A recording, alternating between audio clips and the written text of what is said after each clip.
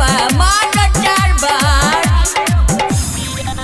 मुस्कानवा के दीदिया चल गावे हो झिझिया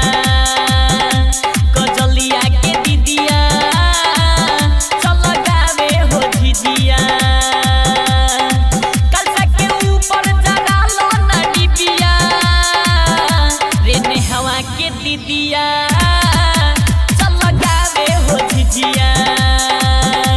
कजलिया के दीदिया रे जुलिया के दीदिया चल गावे हो झिझिया।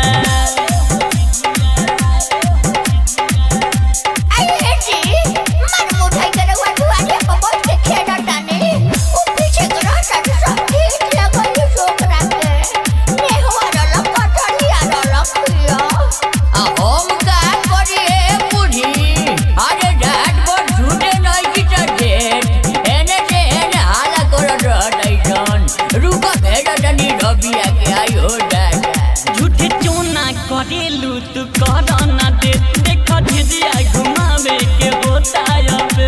हमार मुठई के चला ना ये सखी झूठे चोना करेलू तू कर ना दे देख झिझिया घुमावे के होता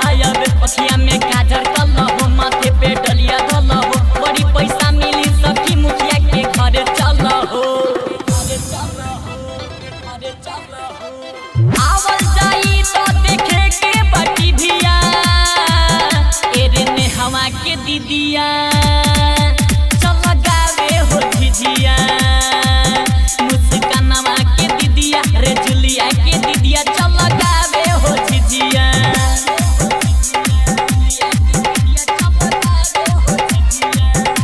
उरे पापा तू नाचा तारू हो बाबू से बोले बाबू से तू नाचा तारू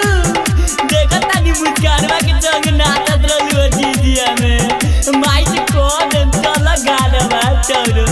बाबू भेजलो देखला हमरा के तू एने लुकाइल बानी छोड़ो जदी घर ही तू सखी इतना करबू होले भूल न ओधे से रवि से होई नहीं भेंट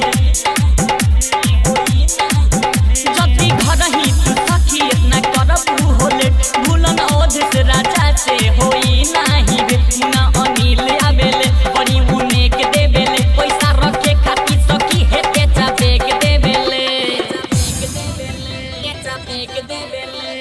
मिल गईले जीजा सुनतिया बरलती दिया